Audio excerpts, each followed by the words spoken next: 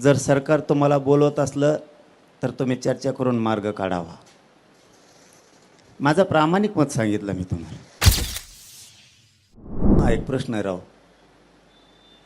तुम्हाला उपोषणाला बसायची वेळच नाही यायला पाहिजे. मोदी साहेब पवार साहेबाला तांब्या भरून पाणी देते.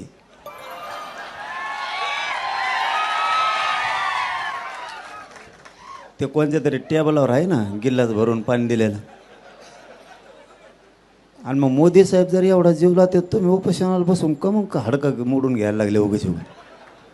पवार साहेबाला सांगा एक फोन फिरावं म्हणा तिकडं, काय जेवण कशाला ताण घ्यायचा उगाच, शेतकऱ्याचं तरी कल्याण होईल. त्यांचं तर चांगलं आहेच ना, तुमच्यावरती तरी कशाला ही उपोषणाची वेळ यायला पाहिजे. आणि माझं एक दुसरंही प्रामाणिक मत आहे, जर सरकार तुम्हाला बोलवत असलं तर तुम्ही चर्चा करून मार्ग काढावा. माझं प्रामाणिक मत सांगितलं मी तुम्हाला. नाही ऐकल्यावर बघू. सध्या जर मी चॅनलला पण बघितलं ते भरणे मामा म्हणलेत असं करूयात तसं करूयात, मला वाटतं विश्वास ठेवावा एकदा. आम्ही ठेवला होता. आयला तसं नाही रे, तुम्ही हसू नका रे, पोट्टे असे आहेत ना, मग तसा विश्वास नाही रे. एकदा त्यांची पहिली सुरुवात आहे. मग जर म्हणत असले तर एवढे बरं जाऊन द्या ना, काय त्याला. तर भरणे मामा भरणे मामावर विश्वास ठेवा एकदा. आता आणखीन महाजन साहेब येणार आहेत म्हणले आत्ता. एकदा जाऊन द्या, ठेवा विश्वासन. काय आमचं बरं चाललं हो, पण सध्या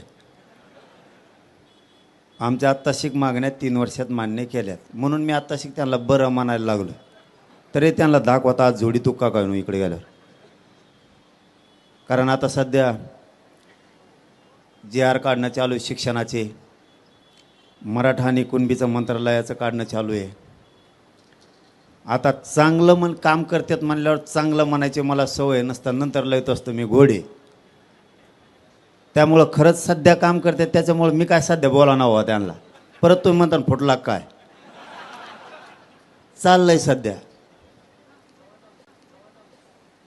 आपले विखे पाटील साहेब काम करतात, ते JR काढायलेत. आमच्यामध्ये होराकडाला लाडभाऊ आलेत, प्रसाद लाड साहेब. त्याने आधी मला चांगले घोडे लावले, मी बी त्यांना रेटून लावले होते तेवढे. आता आम्ही पक्के मित्र झालो ह्या निमित्ताने. कमीत कमी आता विखे पाटील साहेब आणि प्रसाद लाड साहेब चांगलं काम करायला लागलेत.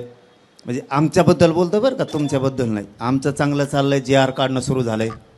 त्यामुळे आम्ही शाबासकी पण दिले. तितक्या मोठ्या मनाचे संस्कार आमच्यावरती आमच्या समाजानं केले सुद्धा.